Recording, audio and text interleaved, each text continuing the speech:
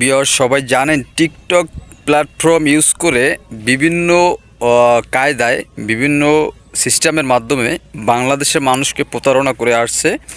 এবার প্রতারকের কাতারে সানবিস বাইতানি। আমার কাছে একটা চিঠি আসছিল গতকালকে, যে এটা নিয়ে একটা প্রতিবেদন করেন নাসির ভাই। এখন আমার ভাষা ভাই লিগ্যাল, এটার জন্য মানুষে নেয় না, মানুষে নিতে কষ্ট হয়। আমি কিন্তু একবারে উচিত কথা বলি, এটার জন্য কষ্ট হয়। গুলিস্তানের কাপড়, এই দেখেন, আমি যে শার্টটা পরে রয়েছি ভাই, আমি গরিব মানুষ, দেখেন আমি যে শার্টটা পরে রয়েছি এটা 500 টাকা।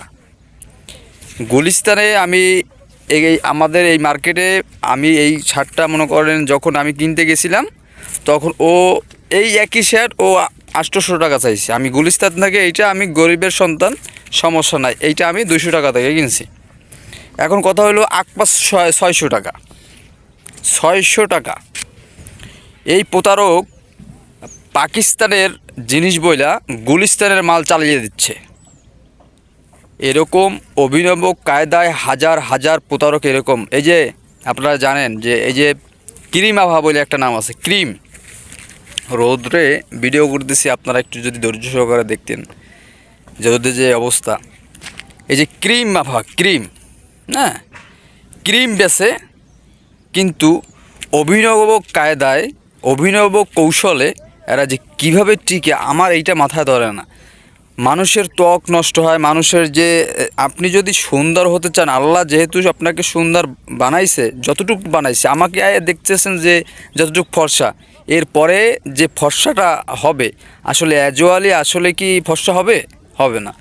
তারপরে এই যে সারা জীবন মনে করেন এই যে যে এই যে কি ফেয়ার অ্যান্ড লাভলি থেকে কিন্তু আমাদের কিন্তু ইটা আসে না, মানে এই ফেসটা সঠিক ঠিক হয় না। তাই অতএব আমাদের কিন্তু এইগুলো এড়িয়ে যাওয়া উচিত।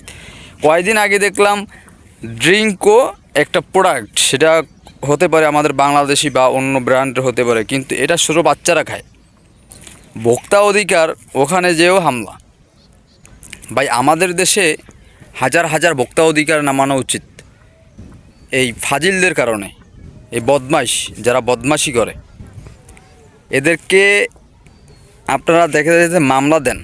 আমার তো উচিত যে এদেরকে তো মামলা দিতে হবে, এদেরকে সাজাও ভোগ করতে হবে, এদেরকে টাকাও দিতে হবে, সব কিছু এদেরকে প্রেজেন্ট করতে হবে, তাহলে এরা ঠিক হবে।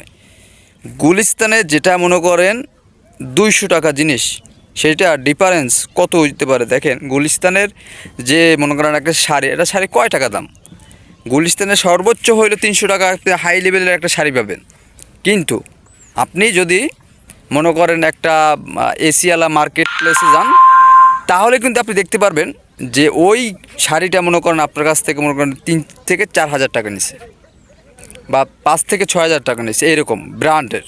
লিফটে উঠতেছেন, লিফটে নামতেছেন, এরকম। বাংলাদেশ হয়ে গেছে এখন নাট্যের বুলটু, যে যেরকম পারে সেই সেরকম শান দেয়। এর হচ্ছে অবস্থা। মানে সান্দানো বলতে আমি মিন করতেছি যে পকেটে শান দেয়। ধন্যবাদ সবাইকে।